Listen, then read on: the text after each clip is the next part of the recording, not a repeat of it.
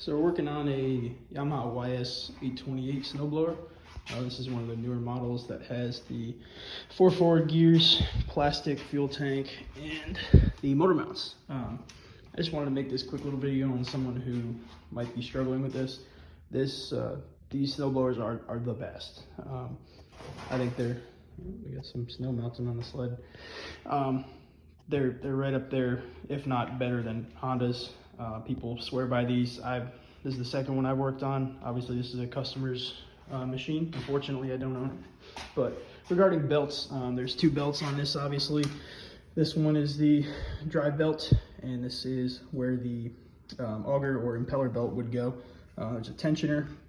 If you notice here, sometimes if your belt's slipping, you can move that tensioner further over to the right, which would in turn make the belt tighter. So that's what he tried to do because the auger started slipping. So this thing would be chugging along, and as soon as you hit deep snow, it would start getting, the engine wouldn't bog, but the auger wouldn't spin properly, and in turn wouldn't shoot as much snow as it used to. So he brought it to a shop, and they don't work on Yamaha, so the guy put a there it is, put a Briggs belt on it, and if you hold these side by side, you can tell the quality, it's just not the same. These are V belts, and it's a completely different material than these cheesy little Briggs belts.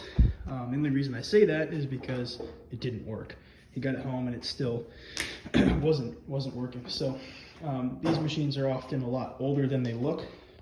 They're just so awesome that they live for a long time. So obviously this belt outlived the machine by a lot. So the whole reason I'm making this video is because there is a hidden link to these belts, and they actually make a Honda belt that's about a quarter of the price, if not a fifth of the price of the big hefty, thanks. It's a quarter of the price of the Yamaha replacement belts. So I'll go ahead and put that information in the description and the link to the replacement belts, and hopefully someone can buy who doesn't want to pay the, usually 80 to sometimes even more dollars for an auger belt, and just wants to get a cheap replacement belt that will do essentially the exact same thing. So I'll put that in the description. Also going to give you a 2-second lowdown on how to remove this belt without pulling the whole face off. So if you take the inspection cover off, there's two 10 mils right here, and then one 10 mil here, another 10 mil here, which will take that blue cover off. And then if you see the, what else was I gonna say? Oh yeah, so then if you stand this thing up on end,